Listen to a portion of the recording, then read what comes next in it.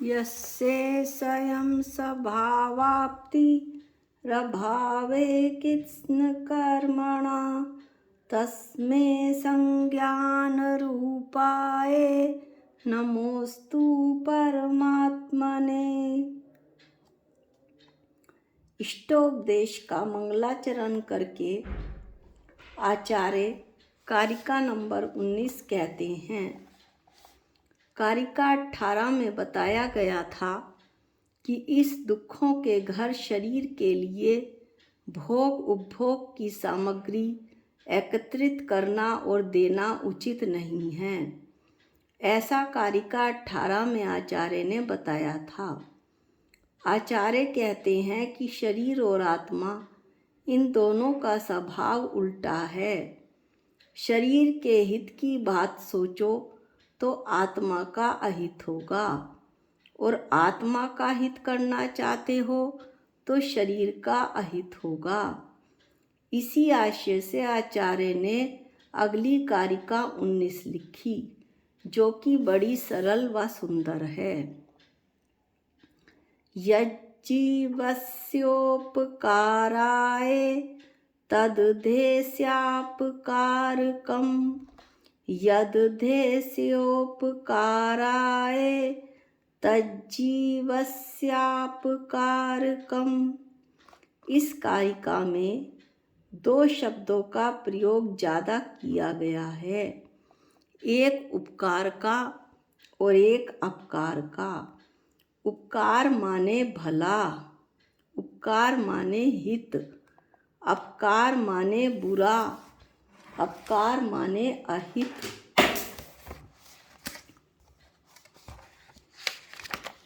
अब इसका श्लोक का अर्थ देखेंगे।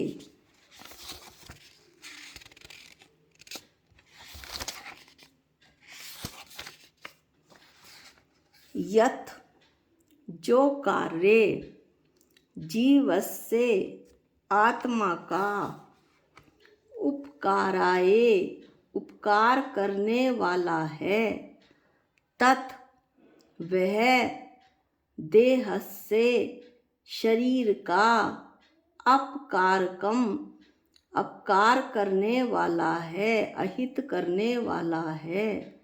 तथा यत् जो देहस्य शरीर का उपकाराय उपकार करने वाला है, हित करने वाला है, तत् वह जीवस्य आत्मा का अपकारकम अपकार अहित करने वाला है। अब हम इसका पद अनुवाद देखेंगे। तन का जो उपकारक है वह चेतन का अपकारक है, चेतन का उपकारक है जो तन का वह अपकारक है। सब शास्त्रों का सार यही है, चेतन का उद्धार करो, अपकारक से दूर रहो, तुम तन का कभी न प्यार करो। अब हम इस श्लोक की एक पिक देख लेते हैं ताकि आपको ये आसानी से समझ में आ जाए।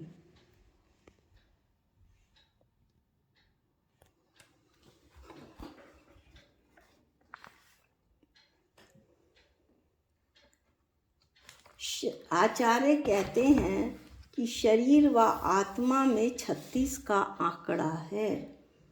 3 का मुंह इधर तो 6 का उधर। अब करना क्या है, स्वयं निर्णय करें।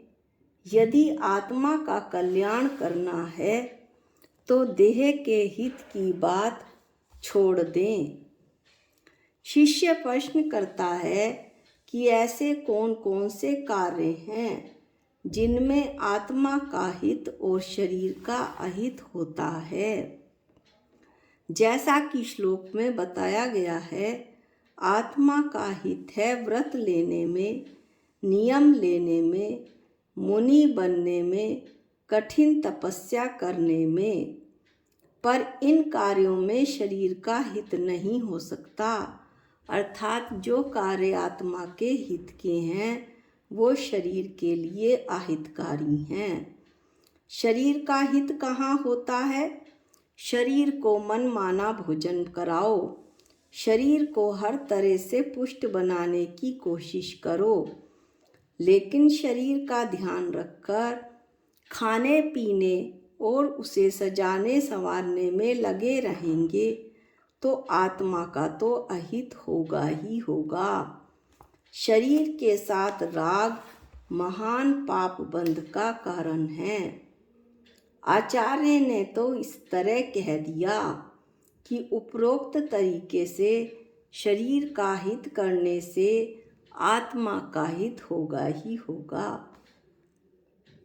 शिष्य फिर प्रश्न करता है, उसे तो शरीर को आराम ही देना है कि यदि हम शरीर को आराम देते हुए आत्म कल्याण का कार्य करें तो ऐसा क्या नहीं हो सकता? यह कभी नहीं हो सकता। सबसे पहली बात, शरीर से आपको राग है, शरीर को आराम देना आपको अच्छा लगता है, तो आत्म कल्याण तो हमारा आरंभ ही नहीं हुआ। सबसे पहले तो शरीर से वैराग्य चाहिए। अगर यदि शरीर से राग है तो ये पाप बंध का कारण है। सम्यक दर्शन, सम्यक ज्ञान और सम्यक चारित्र शरीर के सुखिया को कभी नहीं मिलता। शिष्य फिर प्रश्न करता है, तो क्या शरीर का ध्यान रखना छोड़ दें? शरीर का उतना ही ध्यान रखें कि वो हमारी धर्म की साधना में बाधक ना बने, ताकि वो हमें आश्रव बंध पाप में कारण ना बने।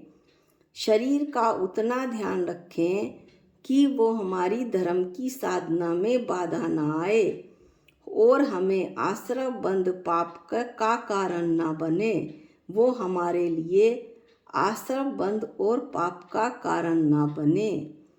लेकिन शरीर का इतना ध्यान रखना कि वो हमारी साधना में ही बाधक बन जाए, यह बिल्कुल गलत है। आचार्यों ने स्थान स्थान पर कहा है कि गरिष्ठ भोजन हमारे लिए अहितकारी है। शरीर पुष्ट होता है तो आत्मा के अंदर गलत भावनाएं पैदा होती हैं। भोजन हमेशा सात्विक और सादा होना चाहिए। शरीर का ध्यान रखें, उसे स्वस्थ रखें, ये तो बहुत ज़रूरी है, परंतु इतना भी ना रखें कि वो आवश्यकता से अधिक पुष्ट हो जाए, प्रमादी हो जाए और आलस्यवश जरा सा भी अपने कल्याण के लिए पुरुषार्थ ना करे। का भी है, ले तप बढ़ावन हेतु नहीं पोषते तज रसन को। मुनि महाराजों के लिए कहा है, ले तप बढ़ावन हेतु नहीं पोषते तज रसन को, कि मुनि राज तप बढ़ाने के लिए आहार लेते हैं। गरिष्ठ भोजन तो उनके शरीर को विकारी कर देगा, इंद्रियों पर से नियंत्रण खत्म हो जाएगा। ऐसा भोजन वे नहीं ले सकते। शिष्य फिर पुनः प्रश्न करता है, हमें अपने शरीर को धार्मिक कार्यों के योग्य कैसे बनाना चाहिए? आहार 3 प्रकार का होता है, सात्विक, तामसिक और राजसिक। शरीर को यदि धार्मिक कार्यों के योग्य बनाना है तो आहार सदैव सात्विक होना चाहिए। आभक्षण, जो आभक्ष्य हैं, उनको कभी नहीं खाना चाहिए। कहते भी हैं, जैसा खावे अन्न वैसा होवे मन। अब हम कुछ उदाहरण के साथ देखते हैं। शिष्य पूछ रहा है कि कुछ ऐसे उदाहरण दें जिसमें किसी एक पर उपकार करने से दूसरे पर अनुपकार हो जाता है। अर्थात यदि हमने किसी एक का भला करा तो उसी समय दूसरे का बुरा हो जाता है। इससे विपरीत किसी एक पर अनुपकार करने पर दूसरे का उपकार हो जाता है। तो इसके विपरीत एक का यदि हम बुरा करते हैं तो दूसरे का भला हो जाता है। ऐसा शिष्य कुछ उदाहरण देने को कह रहा है। 2 बगीचे हैं, पानी सीमित मात्रा में है। जब एक बगीचे में पानी का सिंचन होता है तो दूसरा बगीचा सूखने लगता है।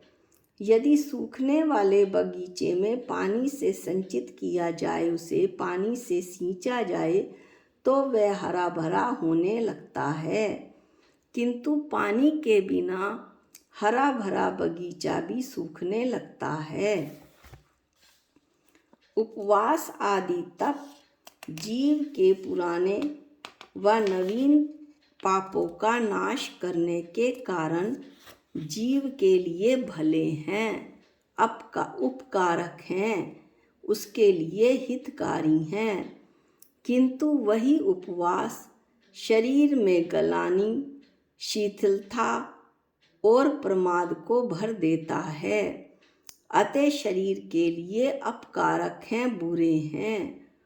और जो धन आदि भोजन आदि के उपयोग द्वारा शरीर के उपकारक हैं, किंतु उसी का धन का अर्जन यदि पाप पूर्वक किया गया है तो वह पाप दुखों का कारण है। अतः वह जीव का अपकारक है, अहित करने वाला है।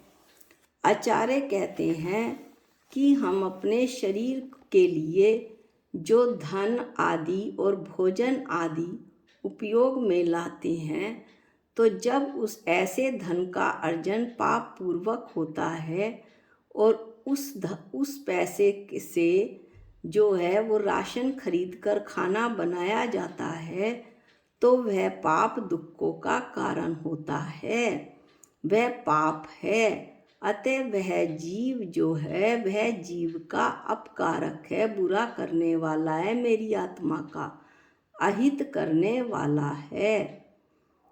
एक मोक्ष मार्ग में बढ़ने वाला बालक है, घर में रहता तब वह घर वालों पर उपकार करता, क्योंकि वह घर वालों को धन कमा कमा कर लाकर देता, किंतु स्वयं पाप का संचय करके अपनी आत्मा का अहित ही करता, अनुपकार ही करता। यदि वह बालक दीक्षा ले लेता है तब वह अपनी आत्मा का उपकार करता है, किंतु परिवार वालों को तो धन नहीं मिला, अतः उन पर अनुपकार होता है। इस तरह से आज हमने कारिका 19 का अध्ययन किया। अगले वीडियो में हम कारिका 20 का अध्ययन करेंगे। आज के लिए इतना ही। जावाणी के ज्ञान से सूझे लोकालोक, जो वाणी मस्तक नमो सदा देत हूँ धोख। हे जिनवाणी भारती तो है जपू दिन रैन, जो तेरी शरणागते वो पावे सुख चैन।